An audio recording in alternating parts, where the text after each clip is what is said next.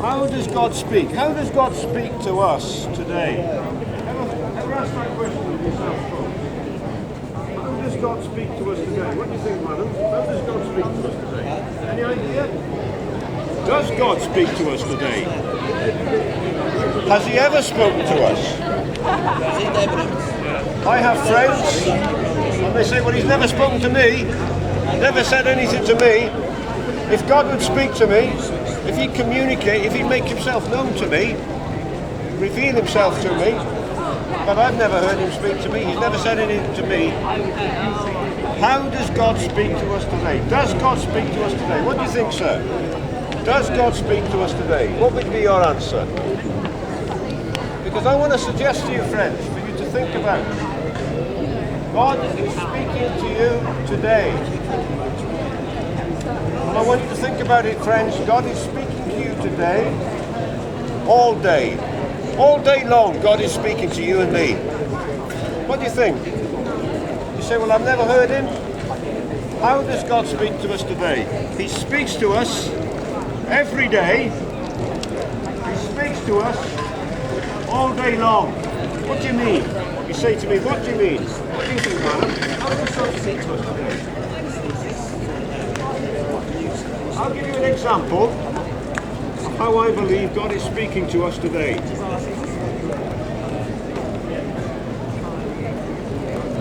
Creation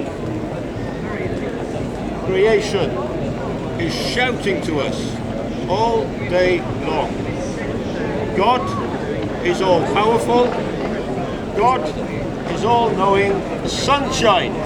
Think about the sun, which gives us energy, which gives us warmth, which gives us summertime here in Bournemouth. And it's wonderful. We've enjoyed the summer weather over the last few weeks. The sunshine.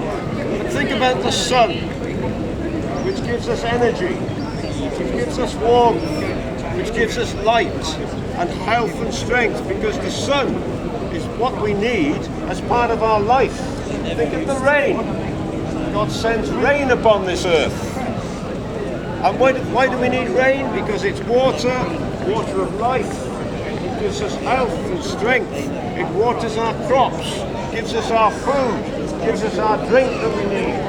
And God is continually speaking to us, showing to us through His creation that He is a good God, a kind God, an omnipotent God, who wants to be good and have fellowship and friendship with you and with me. God is speaking to you today through creation.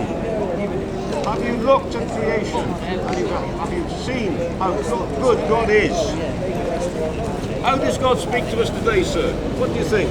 How does God speak to us today? I'll give you another example of how God speaks to us today. That's what worries me about trying. God is speaking to us today, madam, through our consciences. Consciences are one. I suggest to you, what do you think? Consciences are wonderful things. Wonderful things. Your conscience speaks to you every day, all day long. Your conscience has been speaking to you from the moment you got up this morning through to this point in time, and it will continue speaking to you today, the rest of this day, the rest of your life. Conscience speaks to us. What does conscience say to us? Well, it might say to us, what you just did was very good, was very kind, was right. Our conscience speaks to us. It says that, doesn't it? We're honest, we know that's true. Or it may be that our conscience speaks to us and says, what you just did was wrong and bad. You know it was wrong and you know it was bad. Now friends, be honest with yourselves. You know what I'm saying is true. Your conscience speaks to you every day, all day long, telling you when you're doing right, telling you when you're doing wrong. It makes you feel good when you're doing right. It makes you feel bad when you're doing wrong. But are you listening to your conscience, or are you trying to block out your conscience and what it says to you? God is speaking to you today. God speaks to you today, sir, through creation. What do you think of that? Do you think God speaks to us today? You don't think God speaks to us today? Can I suggest to you He's speaking to you, and He's been speaking to you today? all day long since you got up this morning. Through creation. Creation, look around you at this world. Where's it come from? Is it a good creation if we see all around us? Is the sun a wonderful thing which gives life and health and strength? Does it speak of the God who's created us and his kindness? Does he provide sunshine, water, food, drink, clothes, health, strength? God is good. God speaks to us through our conscience. You've got a conscience, sir? You have got a conscience. Do you not find that there's certain things you do during the day and you think, I shouldn't have done that? You never feel that, sir? You never feel what I just did was wrong. What I just said was unkind. I felt that many times. Sometimes our conscience speaks to us. What did you do?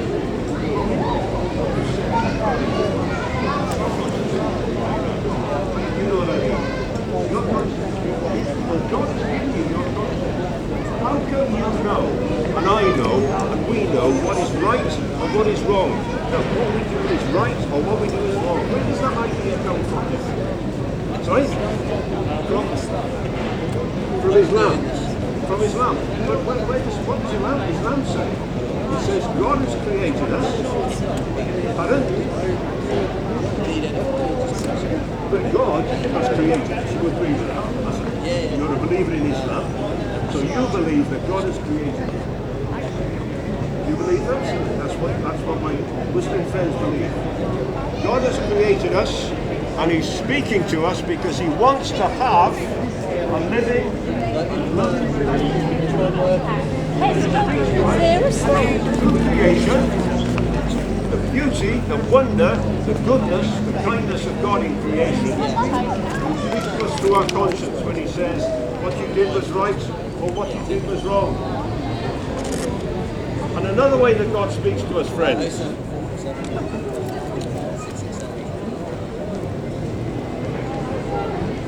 God speaks to us today and he's speaking to us all day long. Are we listening to him? That's the question. God is speaking to us through creation. God is speaking to us through our consciences. God is speaking to us through our circumstances. We're all going through situations and circumstances today. Now I must be very careful. I have not had a lot of problems in my life. I've been very blessed. I haven't had the difficulties that I know there are people walking up and down today and they've faced far greater difficulties than I've ever faced. I don't want to be glib when I say that God is speaking to us through our circumstances. But I do want to say this, friends. God does speak to us through our circumstances. He uses the situations we pass through, the events of our lives, our circumstances, our situations. He uses them to make us stop and think. And very often God speaks to us through our circumstances by bringing problems and difficulties into our lives. Because if you're like me, friends, when things are going well, you sail along, you go your own way, everything, and you forget all about God. That's the kind of people we are. But when things go wrong, it makes us stop and think, why is this happening to me? I'm asking you today, and my friends today, sir, how does God speak to us? How does God speak to us today? Do you think God speaks to us today, sir? Yeah, you, sir? How does God speak to us? I don't speak English. Okay, thank you. Well, I hope you can understand what I'm saying, sir. I'll try and be as simple and plain in English as I can. What I'm saying to people today is, God speaks to us. So people, my friends say, well, I've never heard God speak to me, never said anything to me. I wish he would reveal himself to me. What I want you to think about, sir, is God has spoken to us through creation, the beauty and wonder of creation, which shows us how great and good a God he is, who loves us and cares for us, takes care of us. He speaks to us through our consciences, doesn't he? You know, things we do, and our conscience says, that was good what you just did. Or things we do and our conscience says, you just done something wrong. And we know, don't we, what's right, and we know what's wrong, don't we? So our conscience tells us God is speaking, and then who's given us our conscience? Our God, to speak to us and to correct us. What kind of world, have you ever thought about this? What kind of world would it be if we didn't have consciences? I think it would be pretty awful. Not a very good place now. What would it be like if there were no such thing as conscience, which we would agree, I think, stops us, prevents us, and holds us back from the kind of people we would otherwise be. God speaks to us through our consciences, and God speaks to us through our circumstances.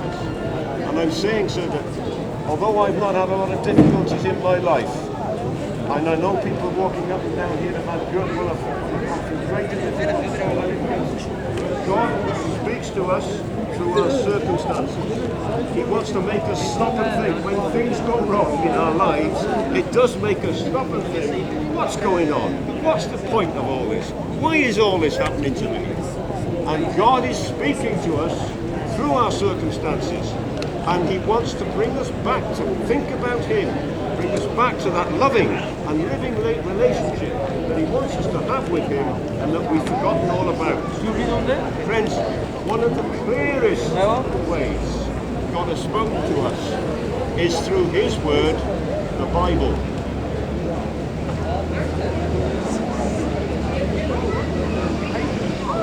God has given us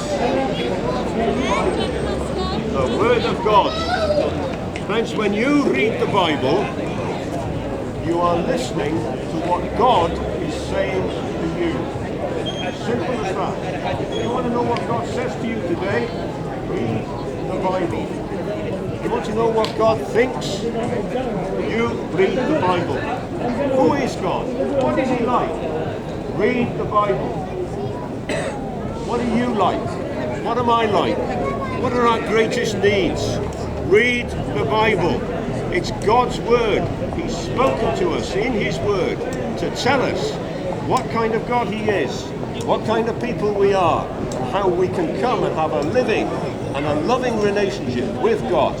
And God speaks to us, I'm suggesting, sir. How does God speak to us today? He speaks to us through creation, He speaks to us through our consciences, the circumstances we pass through. So clearly, God speaks to us through the Bible. So friends, what does the Bible teach? What's the message of the Bible? Let me tell you what the message of the Bible is, friends.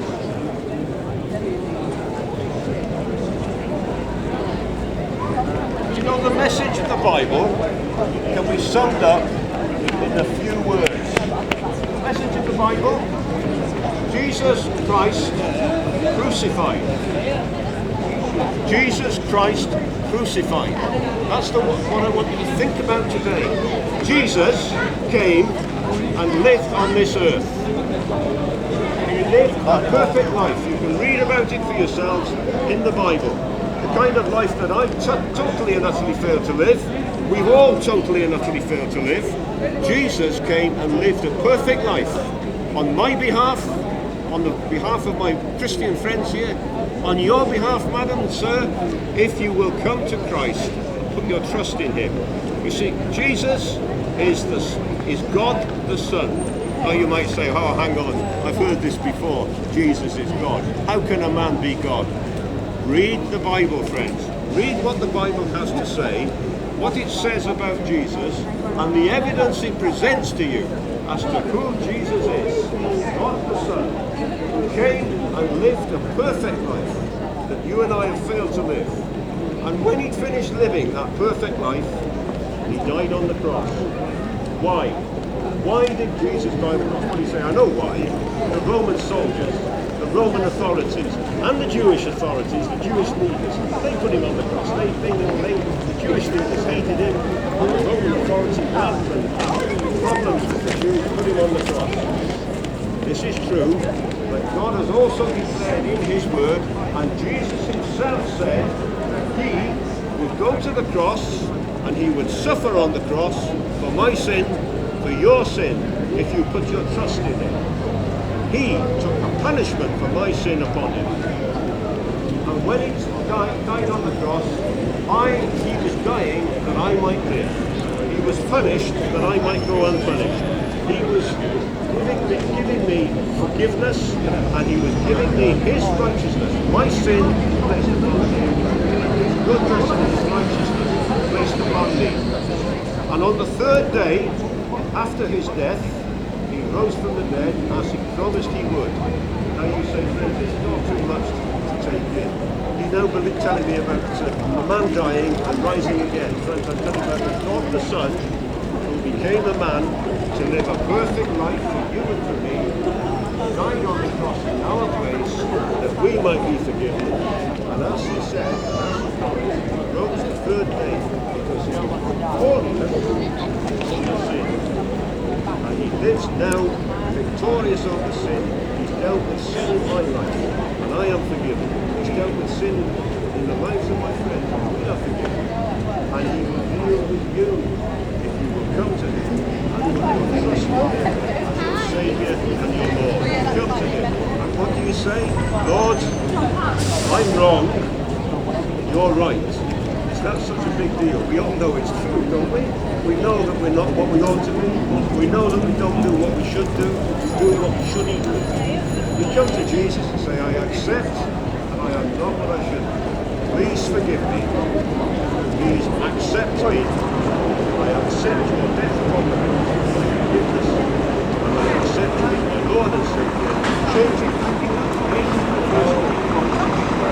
Promise to give me your Holy Spirit to work in me and help me to be the person you want me to be. You be my Lord, you be my Saviour. I ask you. Jesus has promised anybody who comes to him, asks him for Saviour and Lord, he won't cast him out. He will accept them. Have you heard that news, madam? I know about the good news. I beg your pardon? I know about the good news. And you're a Christian, madam. And you've put your trust in Jesus. You've asked him to forgive you for what you are by nature. And has he forgiven you? Did he accept you lovingly? See, this is what we share with people. Thank you, madam, for sharing that with me. That's what we come to share with you today. It's good news. You say it sounds like bad news. You're telling us we're all bad people. Yes, the Bible, God, who's spoken to us in his Bible, he does tell us there is no one good. Not even one. God is being perfectly simply clear to us. But then he says, I'll send my son. He'll be your Saviour and Lord if you put your trust in him. And that's the message we bring to you today, friends. He has spoken to us. And supremely, he has spoken to us through Jesus. Have you heard of Jesus, my friend? What do you believe about Jesus? You believe he's a good man? Is he more than a good man? How do you say he's more than a good man? What else is he? Did he live a perfect life? Did he live a perfect life? Have you read the Bible? And does it not show you that Jesus lived a perfect life? Do you know of anything that Jesus did wrong? You read the Bible again. People who would have been hated Jesus, and they would have loved to find him, pointing the finger at them saying, we just did wrong, and they could never do it. He lived a perfect life. You know what Jesus came? He came to live a perfect life. He lived a perfect life. I haven't. My friend lived this difference. But none of us have lived a perfect life. Jesus came and lived a perfect life. You've lived a perfect life. You mean that? You've never done anything wrong? Ah! So, in God's eyes, that's not the problem. And we can trust in Jesus because he lived it. We can ask him to forgive us, we can ask him to change us, and he will. And that's what we share with you today. Good news of Jesus, that could be your Saviour and your Lord. That means you come to him and you know that you are wrong. You know that you need God's forgiveness. You ask God to forgive you. Send his son, punished in our place. Is that not a loving thing for God to do? You deserve, I deserve, more far more than you deserve punishment. And I sin. Jesus, what he did on the cross, you offer my friends. Trust in him as your Lord and Saviour. But don't take my word for it, friends. This is the Gospel of John. Now, have you heard of John? One of Jesus' disciples. He was a disciple of Jesus. He lived with Jesus. Every day of the week he was with Jesus.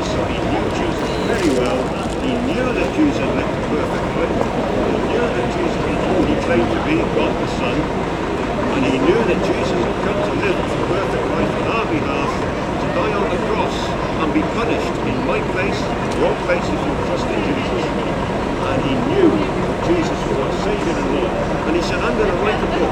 John wrote this book. Do you know why he wrote this book? He tells us why. I'll read it to you. This is it. John says, Jesus performed many other signs in the presence of his disciples, which are not written in this book. But what I've written in this book, I've written, says God, so that you may know that Jesus is your Saviour. It's God the Son who came from heaven to live a perfect life. You might be together. You will go be with Jesus in him for eternity, delivered from our sin, and in a loving and good kind of relationship. Isn't that wonderful news?